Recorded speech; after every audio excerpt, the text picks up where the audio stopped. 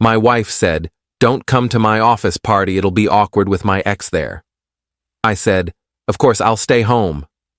What she didn't know was that I was the new regional director, her boss invited as a surprise guest. When I walked in and she saw who was sitting next to me, her face went pale. I'm David, 35, and I've been married to Rachel for 7 years. We met in college, got married young, and I thought we had the kind of relationship people envied. I was wrong. 3 weeks ago, Rachel came home from work acting strange. Not suspicious strange, excited strange. She was on her phone more than usual, smiling at texts, and when I asked what was up, she'd just say, "Work stuff," and change the subject. I didn't think much of it. Rachel worked in marketing for a mid-sized pharmaceutical company, and her annual holiday party was coming up. She'd always brought me before. Then last Tuesday, she dropped it on me while I was making dinner. "Hey, so about the office party on Friday," she started, leaning against the kitchen counter. "I think maybe you should skip it this year."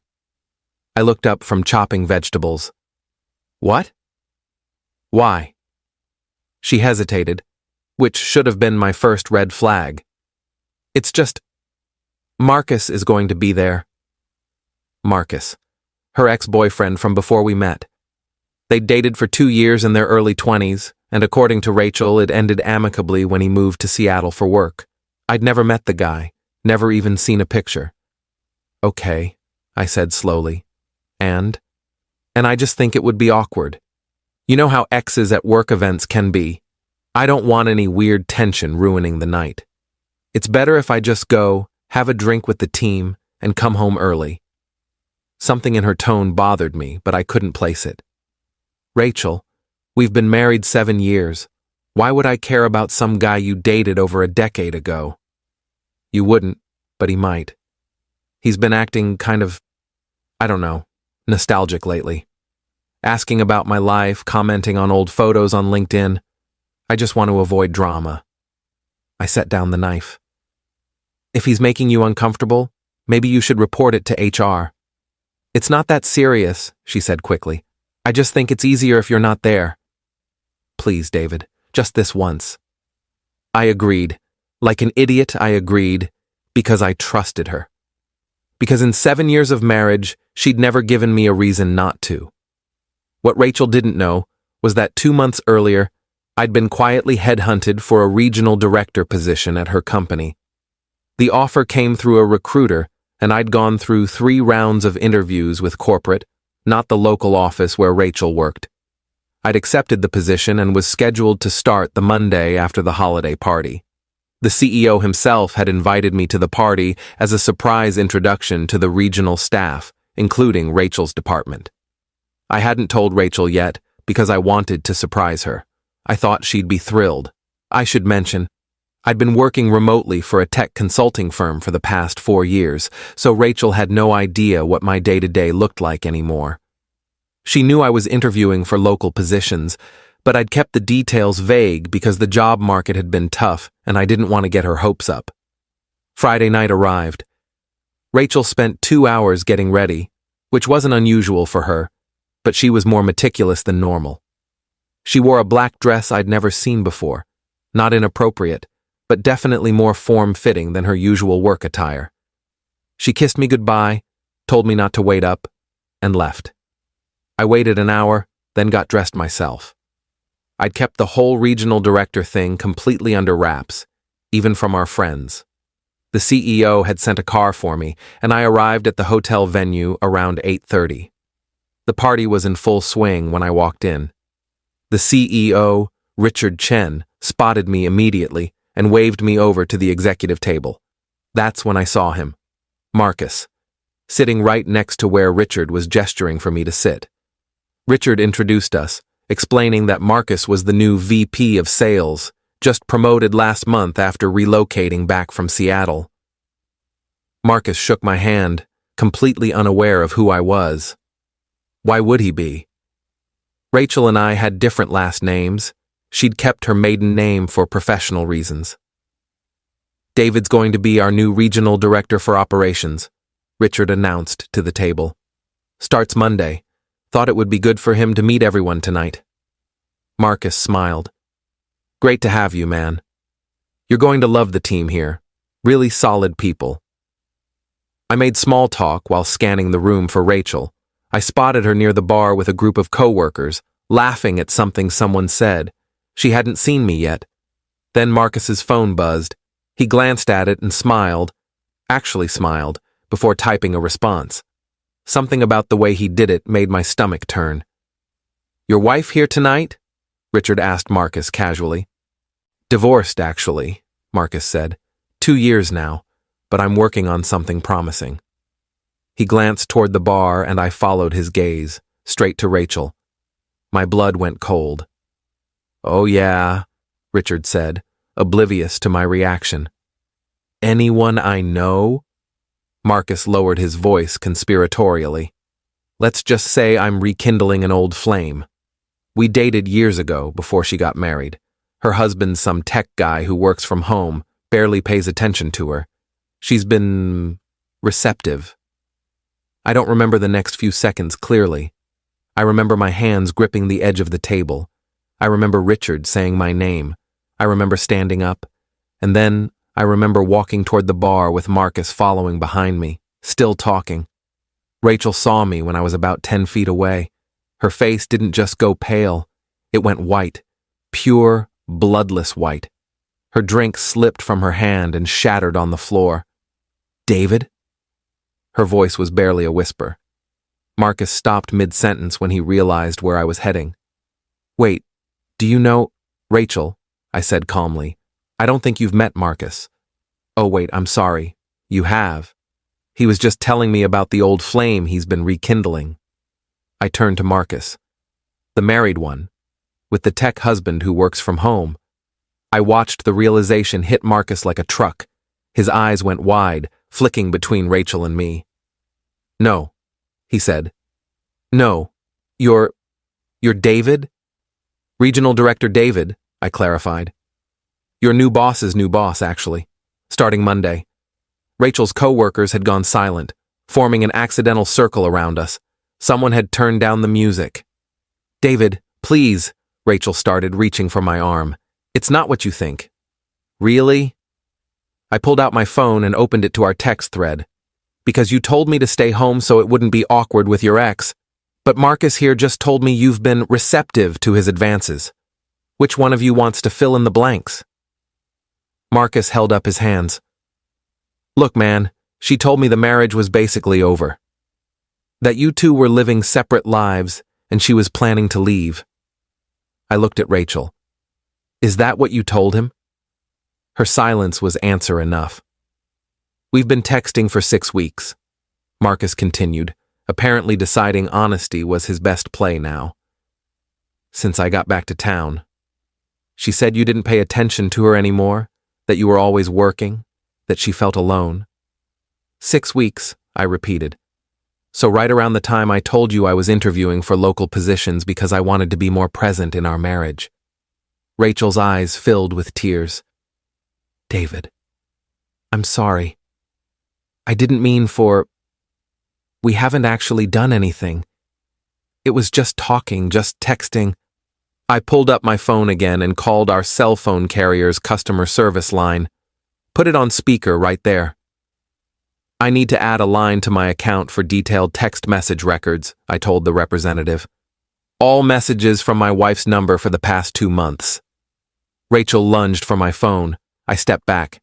Sir, I can process that request, but it will take 3 to 5 business days, the representative said. That's fine. Please send them to the email on file.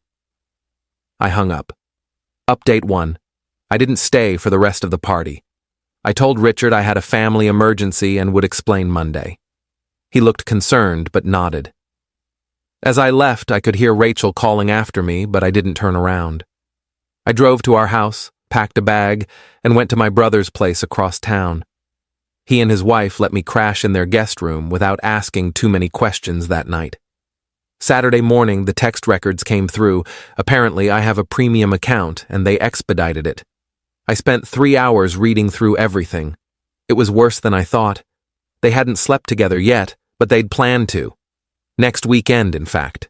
Marcus had booked a hotel room. Rachel had told him she'd tell me she was at a work conference. The messages were explicit about what they wanted to do. There were also messages about me. Rachel complaining that I was boring, that I'd let myself go. I'd gained maybe 10 pounds, that I was more interested in video games than her. The video game thing stung because I'd taken up gaming on weekends specifically to give her space. She told me she needed alone time to decompress from work. There were also messages about finances. Rachel telling Marcus that I made good money but didn't like to spend it on experiences. Marcus promising to take her places, show her excitement.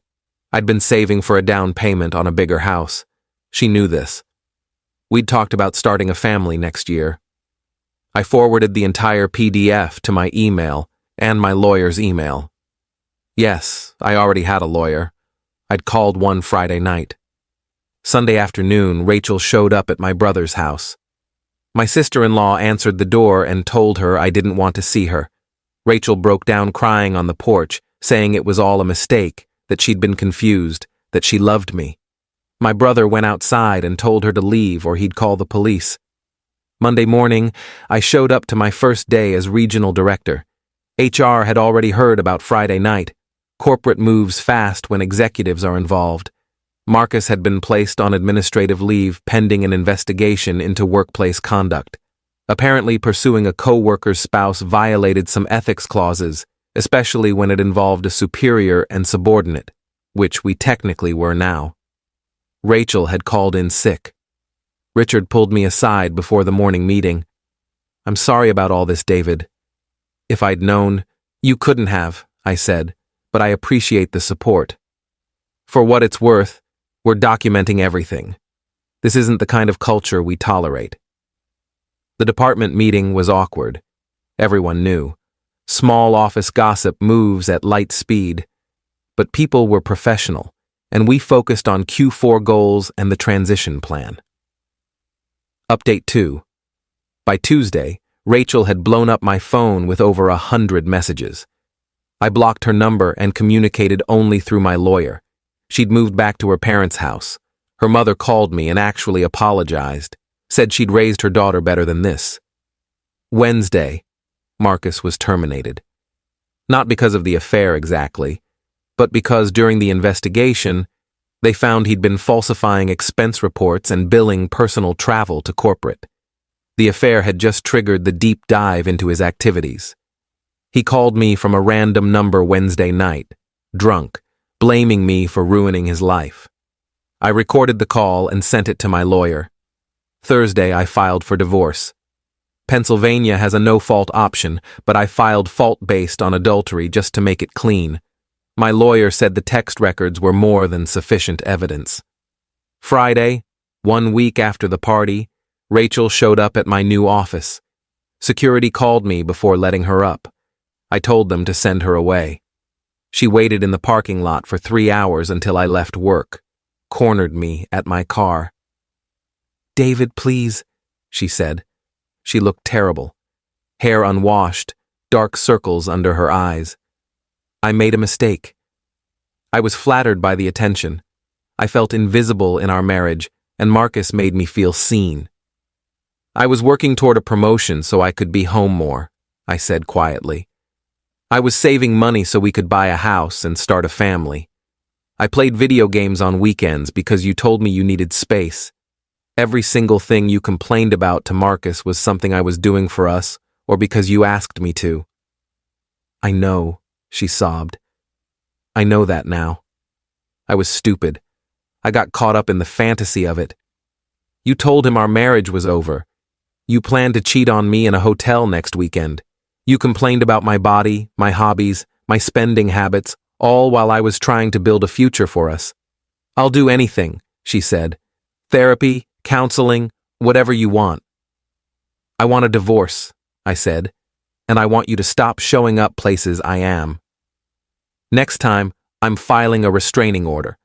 I got in my car and left her standing there. Update 3. It's been 3 weeks since the party now. The divorce is moving forward. Rachel's lawyer tried to argue for reconciliation mediation, but my lawyer shut it down with the text evidence. Rachel got moved to a different department at work. Corporate decided it was best for everyone. She's no longer under my regional oversight, which is good because I don't want to see her. Marcus moved back to Seattle. Apparently his ex-wife heard about why he got fired and revoked his visitation with their kids pending a custody review. Turns out he'd been cheating on her too, which she'd suspected but never proven until now. I ran into one of Rachel's co-workers at a coffee shop yesterday. She apologized for not saying anything sooner, but apparently, Rachel and Marcus had been pretty obvious at work. Long lunches, closed-door conversations, lingering touches. Everyone had assumed I knew and didn't care. That hurts in a different way. The humiliation of being the clueless husband. My brother asked me last night if I felt guilty about Marcus losing his job. I don't. He lied on expense reports. He pursued a married woman while in a position of power. He would have slept with my wife if I hadn't walked into that party. Final update. It's been 2 months. The divorce was finalized last week. Rachel didn't contest it. She signed everything my lawyer put in front of her. I kept the house. Rachel took her car and half the savings. Her lawyer argued she was entitled to it despite the adultery, and I didn't have the energy to fight. I make good money now anyway. The regional director position has been intense, but rewarding. Rachel sent me a letter last week. Not through lawyers. An actual handwritten letter delivered to my office. I almost threw it away without reading it, but curiosity got the better of me. She apologized. Said she'd started therapy and realized she'd been chasing validation in all the wrong places. Said she'd built up resentment over small things instead of communicating with me. Said Marcus had love-bombed her with attention and promises, and she'd gotten swept up in feeling desired again. She ended it by saying she hoped I found someone who appreciated me the way I deserved. That she'd always regret what she threw away. I filed the letter away. Maybe someday it'll matter to me. Right now, it doesn't. I'm doing okay. Better than okay, actually. Work is good. I joined a gym. Not because of Rachel's comments, but because I wanted to. I've been dating a little. Nothing serious. Taking my time.